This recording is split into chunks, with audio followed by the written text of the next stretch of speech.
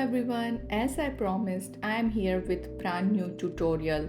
In today's video, we are going to paint this blue roaring ocean with watercolors.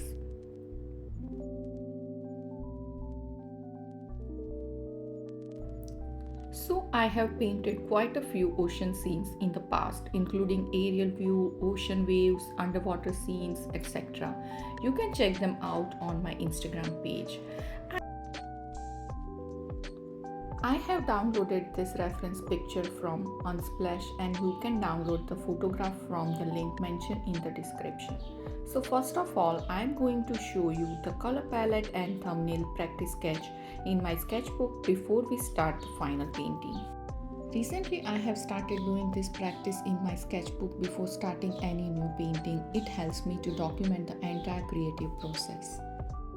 For this painting, I am going to use this Phthalo Turquoise, turquoise green, Cobalt green, Indigo for water, and burnt umber and sepia for the rocks. And for creating wave form, I am going to use white gouache. Then I will quickly create the swatches of all the paints I have selected.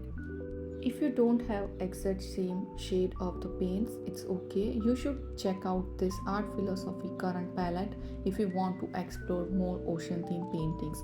It has got really nice color options to choose from. Like here you can mix these two paints to create a shade similar to Phthalo Turquoise. Also, you will get plenty of options of blue and green shades to paint any beach and ocean scene. Now I'm painting this scene first in my sketchbook to show you what techniques I'm going to use in the final painting and how you should approach this photograph. And here we are not going to exactly copy the photograph.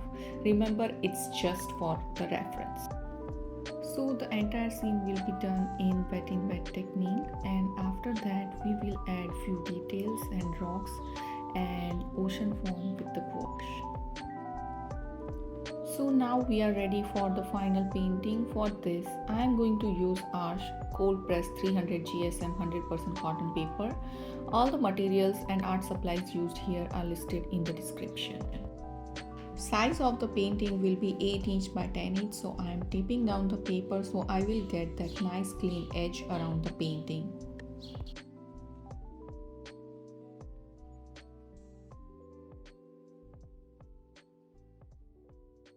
Now the paper is ready to paint. I usually apply masking fluid to the area where I want to create the details like ocean foam. But for today's painting, I am not going to use this. Instead, I am going to use white gouache to add those details. But if you wish, you can use the masking fluid. Now to apply the clean water on the paper, I am going to use this large mop brush by Polina bright brushes.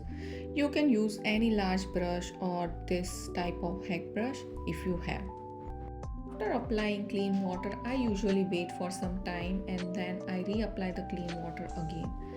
It will help me to keep the paper wet for a longer period of time. This technique is very useful when you are working on large painting or when you are painting wet in wet. Now I am starting to paint the base layer. So first I am applying paint starting from the top right corner, and as we move towards the left side or towards the rocky shore, the tonal value will get lighter. So keep painting this water area using mixture of Phthalo Turquoise and Cobalt green, and tilt your board if you need to. This will help your paint to flow naturally. As you reach towards the midsection of the painting, keep your tonal values lighter than the one with you started. And don't worry about these brush strokes, they will all blend out very nicely once the painting is dry.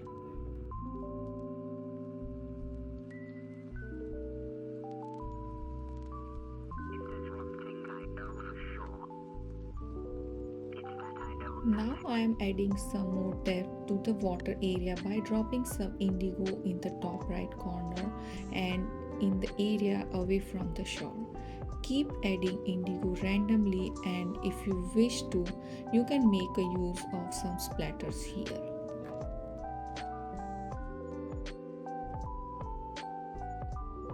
While the paper is still damp, I will start adding those rocks using burnt umber. The reason I am painting these rocks while the paper is still wet because I want the edges of these rocks little fuzzy.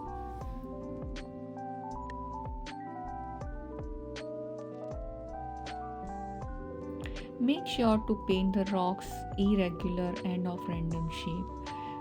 This will give a natural effect to the painting. After painting all the rocky shore area, let's wait for this layer to dry. After the layer is dry, we will add details to the rocks with sepia and also add ocean waveform with white gouache. Now this layer is dry, I am adding details to the rocks with sepia using dry brush technique. Make sure not to overdo this step.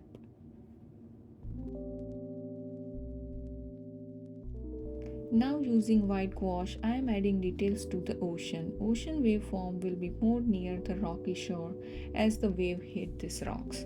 Using synthetic detail brush, I am creating sea foam effects using white gouache.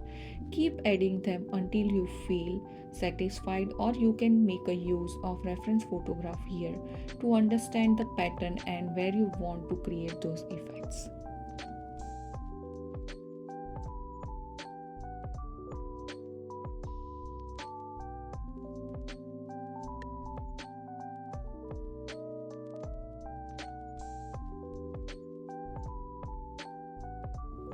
So finally here our painting is done, and after the painting is completely dry, I am removing this tape. Can't wait to see those clean edges. This is the most satisfying part of the process. And here is our finished painting. I hope you like this tutorial, and if you give it a try and share it on your social media, then don't forget to tag me. Also, if you like to watch more tutorials like this, then don't forget to subscribe my channel and also hit that like button. Thank you so much.